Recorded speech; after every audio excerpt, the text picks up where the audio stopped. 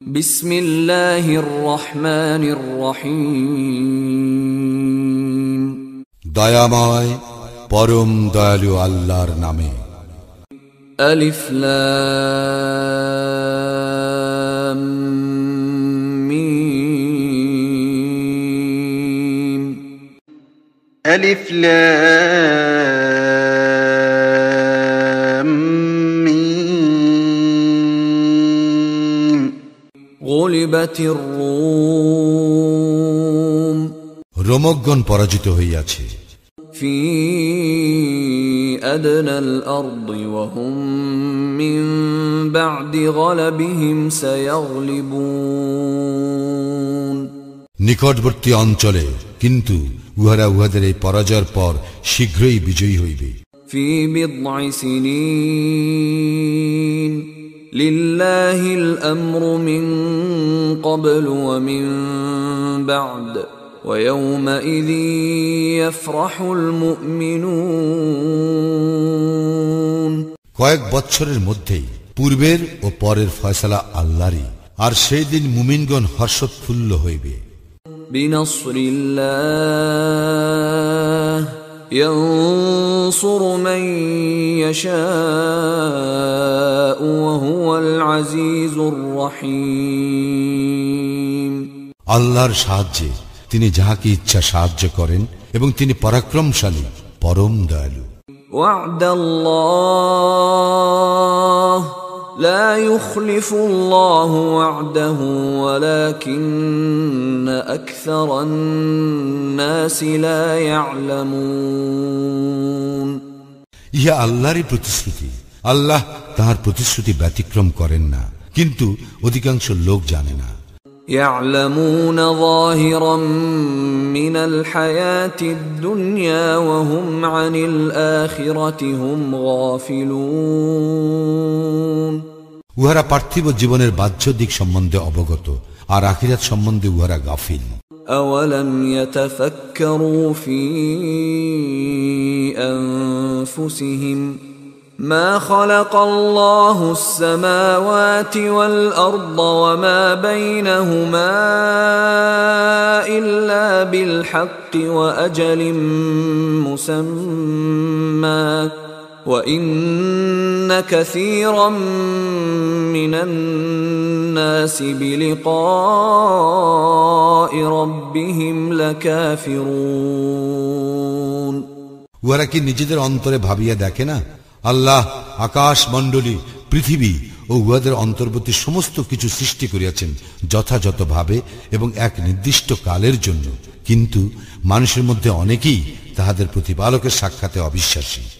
أولم يسيروا في الأرض فينظروا كيف كان عاقبة الذين من قبلهم كانوا أشد منهم قوة وأثاروا الأرض وعمروها أكثر مما عمروها وجاءتهم رسلهم بالبينات فما كان الله ليظلمهم ولكن كانوا أنفسهم يظلمون। উহারা কি পৃথিবীতে ভ্রমণ করে না? তাহলে দেখিত যে উহাদের পূর্ববর্তীদের পরিণাম কিরূপ হইয়াছিল। শক্তিতে তাহারা ছিল ইহাদের অপেক্ষা প্রবল। তাহারা জমি চাষ করিত, তাহারা উহা আবাদ করিত ইহাদের আবাদ করা অপেক্ষা অধিক। তাহাদের নিকট আসিয়াছিল তাহাদের রাসূলগণ সুস্পষ্ট নিদর্শন সহ। বস্তুত আল্লাহ এমন নন যে উহাদের প্রতি জুলুম করেন, উহারা নিজেরাই নিজেদের প্রতি জুলুম করিয়াছিল। ثم كان عاقبة الذين أساءوا السوء أن كذبوا بآيات الله وكانوا بها يستهزئون। অতঃপর যাহারা মন্দ কর্ম করিয়াছিল তাহাদের পরিণাম হইয়াছে মন্দ, কারণ তাহারা আল্লাহর আয়াত অস্বীকার করিত এবং উহা লইয়া ঠাট্টা বিদ্রুপ করিত। الله يبدأ الخلق ثم يعيده ثم إليه ترجعون আল্লাহ আদিতে সৃষ্টির সূচনা করেন, অতঃপর তিনি ইহার পুনরাবৃত্তি করিবেন, তারপর তোমরা তাহারে নিকট প্রত্যান্বিত হইবে। ويوم تقوم الساعة يبلس المجرمون যেই দিন কিয়ামত হইবে সেই দিন অপরাধীরা হতাশ হইয়া পড়িবে। ولم يكن لهم من شركائهم شفعاء وكانوا بشركائهم كافرين উহাদের দেব দেবীগুলি উহাদের জন্য সুপারিশকারী হইবে না এবং উহারা উহাদের দেব দেবীগুলিকে প্রত্যাখ্যান করিবে। ويوم تقوم الساعة يومئذ يتفرقون যেদিন কিয়ামত হইবে সেদিন মানুষ বিভক্ত হইয়া পড়িবে। فأما الذين آمنوا وعملوا الصالحات فهم في روضة يحبرون অতএব যাহারা ঈমান আনিয়াছে ও সৎকর্ম করিয়াছে তাহারা জান্নাতে থাকিবে। وأما الذين كفروا وكذبوا بآياتنا ولقاء الآخرة فأولئك في العذاب محضرون এবং যাহারা কুফরি করিয়াছে এবং আমার নিদর্শনাবলী ও আখিরাতের সাক্ষাৎ অস্বীকার করিয়াছে তাহারাই শাস্তি ভোগ করিতে থাকিবে। فسبحان الله حين تمسون وحين تصبحون সুতরাং তোমরা আল্লাহর পবিত্রতা ও মহিমা ঘোষণা করো সন্ধ্যায় ও প্রভাতে। وله الحمد في السماوات والأرض وعشيا وحين تظهرون এবং অপরাহ্নে ও জোহরের সময় আর আকাশ মণ্ডলীয় পৃথিবীতে সকল প্রশংসা তো তাহারই। يخرج الحي من الميت ويخرج الميت من الحي ويحيي الأرض بعد موتها وكذلك تخرجون তিনি মৃত্যু হইতে জীবন্তের আবির্ভাব ঘটান এবং তিনি জীবন্ত হইতে মৃতের আবির্ভাব ঘটান এবং ভূমিকে পুনর্জীবিত করেন উহার মৃত্যুর পর, এইভাবেই তোমরা উত্থিত হইবে। ومن آياته أن خلقكم من تراب ثم إذا أنتم بشر تنتشرون তাহার নিদর্শনাবলীর মধ্যে রহিয়াছে যে তিনি তোমাদেরকে মৃত্তিকা হইতে সৃষ্টি করিয়াছেন, তারপর এখন তোমরা মানুষ সর্বত্র ছড়াইয়া পড়িতেছ। ومن آياته أن خلق لكم من أنفسكم أزواجا لتسكنوا إليها وجعل بينكم مودة ورحمة إن في ذلك لآيات لقوم يتفكرون আর তাহার নিদর্শনাবলীর মধ্যে রহিয়াছে যে তিনি তোমাদের জন্য তোমাদের মধ্য হইতে সৃষ্টি করিয়াছেন তোমাদের সঙ্গিনীদেরকে, যাহাতে তোমরা উহাদের নিকট শান্তি পাও, এবং তোমাদের মধ্যে পারস্পরিক ভালোবাসা ও দয়া সৃষ্টি করিয়াছেন। চিন্তাশীল সম্প্রদায়ের জন্য ইহাতে অবশ্যই বহু নিদর্শন রহিয়াছে। ومن آياته خلق السماوات والأرض واختلاف ألسنتكم وألوانكم إن في ذلك لآيات للعالمين আর তাহার নিদর্শনাবলীর মধ্যে রহিয়াছে আকাশ মণ্ডলী ও পৃথিবীর সৃষ্টি এবং তোমাদের ভাষা ও বর্ণের বৈচিত্র্য, ইহাতে জ্ঞানীদের জন্য অবশ্যই বহু নিদর্শন রহিয়াছে। ومن آياته منامكم بالليل والنهار وابتغاؤكم من فضله ইন্না ফী যালিকা লাআয়াতিন লিকাওমিন ইয়াসমাউন। আর তাহার নিদর্শনাবলীর মধ্যে রয়েছে রাত্রিতে ও দিবাভাগে তোমাদের নিদ্রা এবং তোমাদের অন্বেষণ তাহার অনুগ্রহ হইতে। ইহাতে অবশ্যই বহু নিদর্শন রইয়াছে শ্রবণকারী সম্প্রদায়ের জন্য। ومن آياته يريكم البرق خوفا وطمعا وينزل من السماء ماء فيحيي به الأرض بعد موتها إن في ذلك لآيات لقوم يعقلون। আর তাহার নিদর্শনাবলীর মধ্যে রইয়াছে তিনি তোমাদেরকে প্রদর্শন করেন বিদ্যুৎ, ভয় ও ভরসা সঞ্চারক রূপে, এবং আকাশ হইতে বাড়ি বর্ষণ করেন ও তদ্বারা ভূমিকে পুনর্জীবিত করেন উহার মৃত্যুর পর। ইহাতে অবশ্যই বহু নিদর্শন রইয়াছে বোধ শক্তি সম্পন্ন সম্প্রদায়ের জন্য। ومن آياته أن تقوم السماء والأرض بأمره ثم إذا دعاكم دعوة من الأرض إذا أنتم تخرجون। এবং তার নিদর্শনাবলীর মধ্যে রইয়াছে যে তাহারই আদেশে আকাশ ও পৃথিবীর স্থিতি থাকে।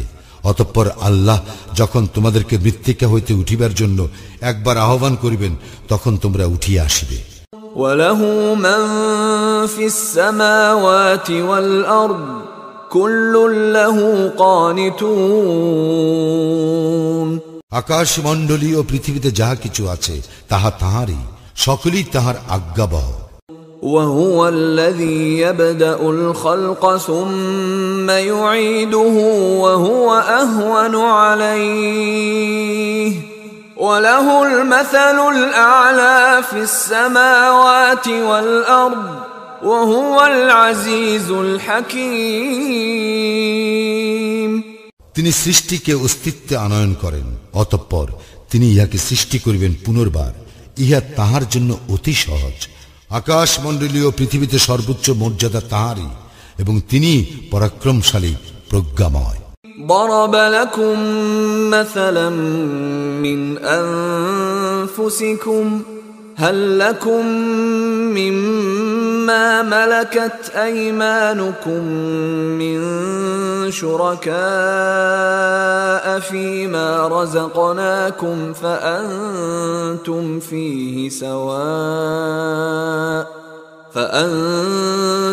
فيه سواء تخافونهم كخيفتكم أنفسكم كذلك نفصل الآيات لقوم يعقلون। আল্লাহ তোমাদের জন্য তোমাদের নিজেদের মধ্যে একটি দৃষ্টান্ত পেশ করিতেছেন। তোমাদেরকে আমি যে রিজিক দিয়াছি তোমাদের অধিকারভুক্ত দাস দাসীগণের কেহ কি তাহাতে অংশীদার? ফলে তোমরা কি এই ব্যাপারে সমান? তোমরা কি উহাদেরকে সেইরূপ ভয় করো যেইরূপ তোমরা পরস্পর পরস্পরকে ভয় করো? এইভাবেই আমি বোধ শক্তি সম্পন্ন লোকদের নিকট নিদর্শনাবলী বিবৃত করি। بل اتبع الذين ظلموا أهواءهم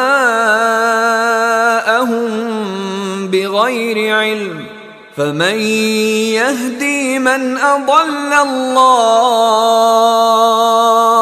وما لهم من ناصرين। বরং সীমা লঙ্ঘনকারীরা অজ্ঞানতা বশত তাহাদের খেয়ালকুশির অনুসরণ করে। সুতরাং আল্লাহ যাহাকে পথভ্রষ্ট করিয়াছেন কে তাহাকে সৎপথে পরিচালিত করিবে? আর তাহাদের কোনো সাহায্যকারী নাই।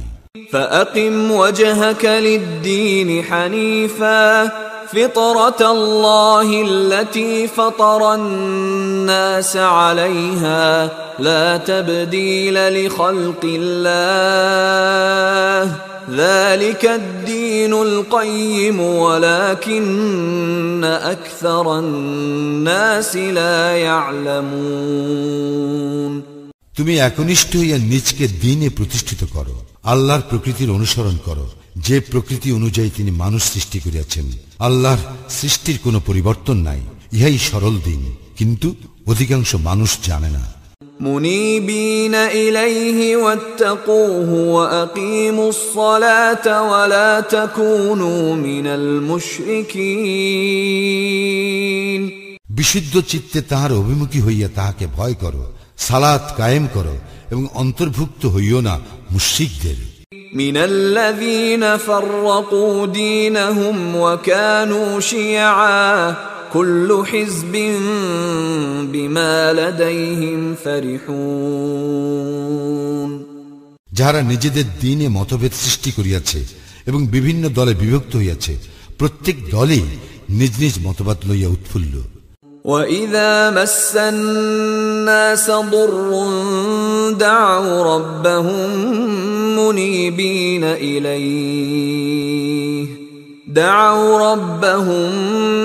مُنِيبِينَ إِلَيْهِ ثُمَّ إِذَا أَذَاقَهُم مِّنْهُ رَحْمَةً إِذَا فَرِيقٌ مِّنْهُم بِرَبِّهِمْ يُشْرِكُونَ মানুষকে যখন দুঃখ দৈন্য স্পর্শ করে, তখন উহারা বিশুদ্ধ চিত্তে উহাদের প্রতিপালককে ডাকে।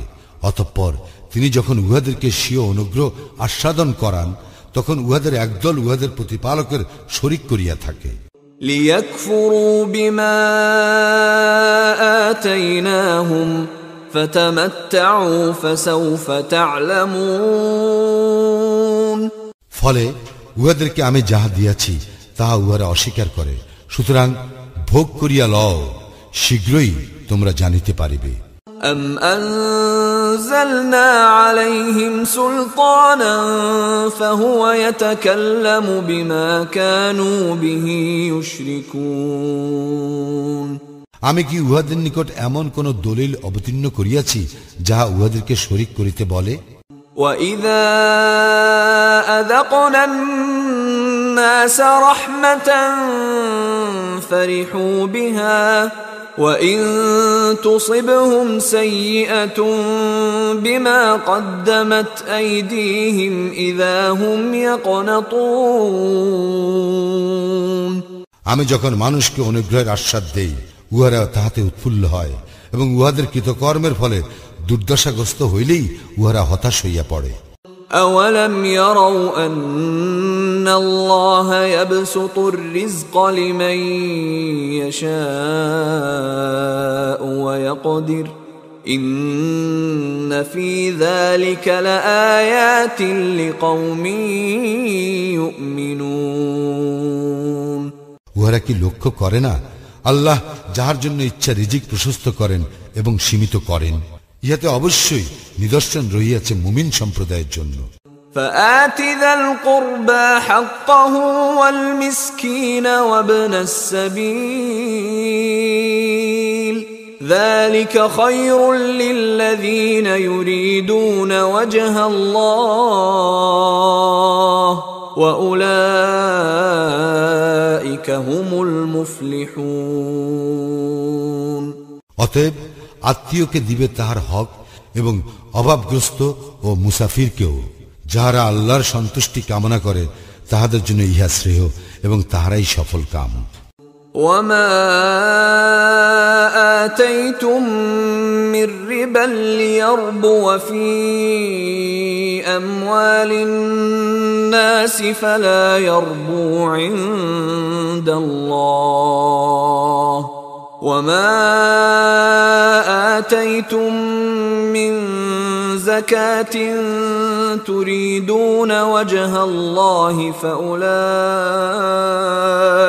هم المضعفون মানুষের ধনে বৃদ্ধি পাইবে বলিয়া তোমরা যে সুদ দিয়া থাকো, আল্লাহর দৃষ্টিতে তাহা ধন সম্পদ বৃদ্ধি করে না, কিন্তু আল্লাহর সন্তুষ্টি লাভের জন্য যে যাকাত তোমরা দিয়া থাকো তাহাই বৃদ্ধি পায়, উহারাই সমৃদ্ধিশালী। الله الذي خلقكم ثم رزقكم ثم يميتكم ثم يحييكم هل من شركائكم من يفعل من ذلكم من شيء سبحانه وتعالى عما يشركون আল্লাহই তোমাদেরকে সৃষ্টি করিয়াছেন, অতঃপর তোমাদেরকে রিজিক দিয়াছেন। তিনি তোমাদের মৃত্যু ঘটাইবেন ও পরে তোমাদেরকে জীবিত করিবেন। তোমাদের দেব দেবীগুলির এমন কেহ আছে কি যে এ সমস্তের কোনো কিছু করিতে পারে? উহারা যাহাদেরকে শরীক করে, আল্লাহ উহা হইতে পবিত্র, মহান। ظهر الفساد في البر والبحر بما كسبت أيدي الناس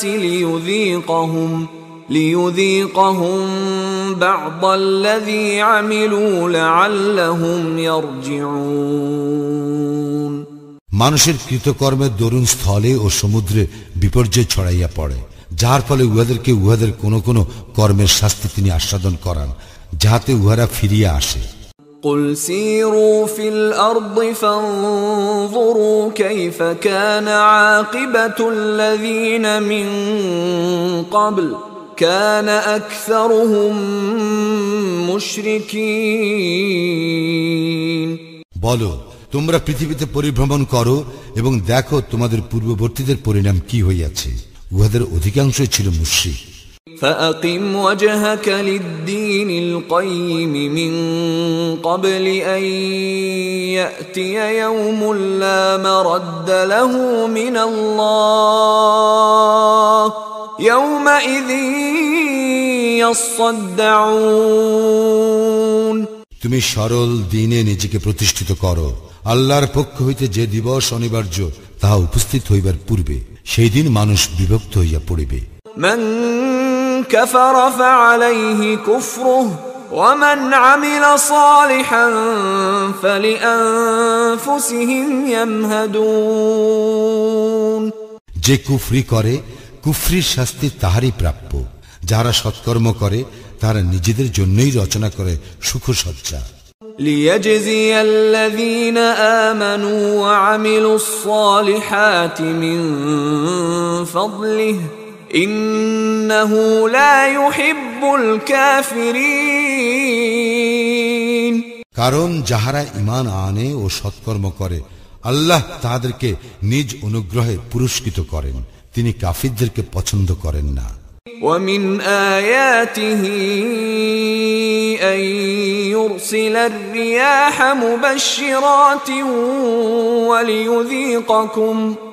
وليذيقكم من رحمته ولتجري الفلك بأمره ولتبتغوا من فضله ولعلكم تشكرون তাহার নির্দেশনা বলির একটি যে তিনি বায়ু প্রেরণ করেন সুসংবাদ দিবার জন্য এবং তোমাদেরকে তাহার অনুগ্রহ আস্বাদন করাইবার জন্য, এবং যাহাতে তাহার নির্দেশে নৌযানগুলি বিচরণ করে, যাহাতে তোমরা তাহার অনুগ্রহ সন্ধান করিতে পারো ও তাহার প্রতি কৃতজ্ঞ হও। ولقد أرسلنا من قبلك رسلا إلى قومهم فجاءوهم بالبينات فانتقمنا من الذين أجرموا وكان حقا علينا نصر المؤمنين আমি তো তোমার পূর্বে রাসূলগণকে প্রেরণ করিয়াছিলাম তাহাদের নিজ নিজ সম্প্রদায়ের নিকট, তারা উহাদের নিকট সুস্পষ্ট নিদর্শন লইয়া আসিয়াছিল। অতঃপর আমি অপরাধীদেরকে শাস্তি দিয়াছিলাম।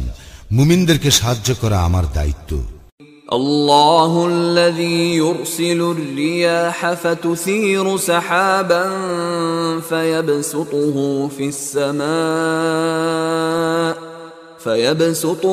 في السماء كيف يشاء ويجعله كسفا فترى الودق يخرج من خلاله فإذا أصاب به من يشاء من عباده إذا هم يستبشرون আল্লাহ তিনি বায়ু প্রেরণ করেন, ফলে ইহা মেঘমালাকে সঞ্চালিত করে, অতঃপর তিনি ইহাকে যেমন ইচ্ছা আকাশে ছড়াইয়া দেন, পরে ইহাকে খণ্ড বিখণ্ড করেন, এবং তুমি দেখিতে পাও উহা হইতে নির্গত হয় বারিধারা। অতঃপর যখন তিনি তাহার বান্দাদের মধ্যে যাহাদের নিকট ইচ্ছা ইহা পৌঁছাইয়া দেন, তখন উহারা হয় হর্ষোৎফুল্ল। وَإِن كَانُوا مِن قَبْلِ أَن يُنَزَّلَ عَلَيْهِم مِّن قَبْلِهِ لَمُبْلِسِينَ। যদিও ইতিপূর্বে উহাদের প্রতি বৃষ্টি বর্ষণের আগে উহারা নিরাশ ছিল। فانظر إلى آثار رحمة الله كيف يحيي الأرض بعد موتها إن ذلك لمحيي الموتى وهو على كل شيء قدير। আল্লাহর অনুগ্রহের ফল সম্বন্ধে চিন্তা করো, কিভাবে তিনি ভূমিকে জীবিত করেন উহার মৃত্যুর পর। এইভাবেই আল্লাহ মৃতকে জীবিত করেন, কারণ তিনি সর্ববিষয়ে সর্বশক্তিমান। وَلَئِنْ أَرْسَلْنَا رِيحًا فَرَأَوْهُ مُصْفَرًّا لَظَلُّوا مِنْ بَعْدِهِ يَكْفُرُونَ। আর আমি যদি এমন বায়ু প্রেরণ করি যাহার ফলে উহারা দেখে শস্য পীত বর্ণ ধারণ করিয়াছে, তখন তো উহারা অকৃতজ্ঞ হইয়া পড়ে। فإنك لا تسمع الموتى ولا تسمع الصم الدعاء إذا ولوا مدبرين। তুমি তো মৃতকে শুনাইতে পারিবে না, বধিরকেও পারিবে না আহ্বান শুনাইতে, যখন উহারা মুখ ফিরাইয়া চলিয়া যায়। وما أنت بهاد العمي عن ضلالتهم إن تسمع إلا من يؤمن بآياتنا فهم مسلمون। আর তুমি অন্ধকেও পথে আনিতে পারিবে না উহাদের পথভ্রষ্টতা হইতে। যারা আমার নির্দেশনা বলিতে বিশ্বাস করে, শুধু তাহাদেরকেই তুমি শুনাইতে পারিবে, কারণ তাহারা আত্মসমর্পণকারী। الله الذي خلقكم من ضعف ثم جعل من بعد ضعف قوة ثم جعل من بعد قوة ضعفا وشيبة يخلق ما يشاء وهو العليم القدير। আল্লাহ তিনি তোমাদেরকে সৃষ্টি করেন দুর্বল অবস্থায়, দুর্বলতার পর তিনি দেন শক্তি, শক্তির পর আবার দেন দুর্বলতা ও বার্ধক্য। তিনি যাহা ইচ্ছা সৃষ্টি করেন এবং তিনিই সর্বজ্ঞ, সর্বশক্তিমান। ويوم تقوم الساعة يقسم المجرمون ما لبثوا غير ساعة كذلك كانوا يؤفكون। যেদিন কিয়ামত হইবে সেদিন অপরাধীরা শপথ করিয়া বলিবে যে তাহারা মুহূর্ত কালের বেশি অবস্থান করে নাই, এইভাবেই তাহারা সত্যভ্রষ্ট হইত। وقال الذين أوتوا العلم والإيمان لقد لبثتم في كتاب الله إلى يوم البعث فهذا يوم البعث ولكنكم كنتم لا تعلمون। কিন্তু যাহাদেরকে জ্ঞান ও ঈমান দেওয়া হইয়াছে তাহারা বলিবে, তোমরা তো আল্লাহর বিধানে পুনরুত্থান দিবস পর্যন্ত অবস্থান করিয়াছ, ইহাই তো পুনরুত্থান দিবস, কিন্তু তোমরা জানিতে না। فيومئذ لا ينفع الذين ظلموا معذرتهم ولا هم يستعتبون। সেদিন সীমা লঙ্ঘনকারীদের ওজর আপত্তি উহাদের কাজে আসিবে না, এবং উহাদেরকে আল্লাহর সন্তুষ্টি লাভের সুযোগও দেওয়া হইবে না। وَلَقَدْ ضَرَبْنَا لِلنَّاسِ فِي هَذَا الْقُرْآنِ مِنْ كُلِّ مَثَلٍ وَلَئِنْ جِئْتَهُمْ بِآيَةٍ لَيَقُولَنَّ الَّذِينَ كَفَرُوا إِنْ أَنْتُمْ إِلَّا مُبْطِلُونَ। আমি তো মানুষের জন্য এই কুরআনে সর্বপ্রকার দৃষ্টান্ত দিয়াছি। তুমি যদি উহাদের নিকট কোনো নিদর্শন উপস্থিত করো, কাফিররা অবশ্যই বলিবে, তোমরা তো মিথ্যাশ্রয়ী। كذلك يطبع الله على قلوب الذين لا يعلمون যাদের জ্ঞান নাই, আল্লাহ এইভাবে তাহাদের হৃদয় মোহর করিয়া দেন। فاصبر إن وعد الله حق ولا يستخفنك الذين لا يوقنون।